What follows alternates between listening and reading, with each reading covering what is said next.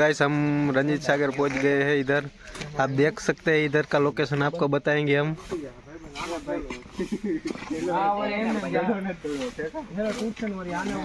तीन पागल लोग जा रहे हैं।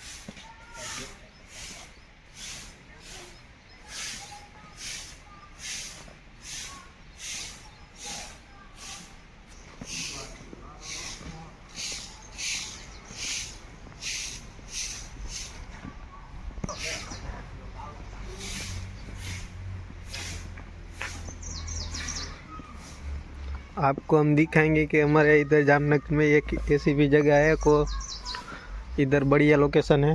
आप आ सकते हैं इधर घूमने के लिए, फैमिली के साथ भी आ सकते हैं।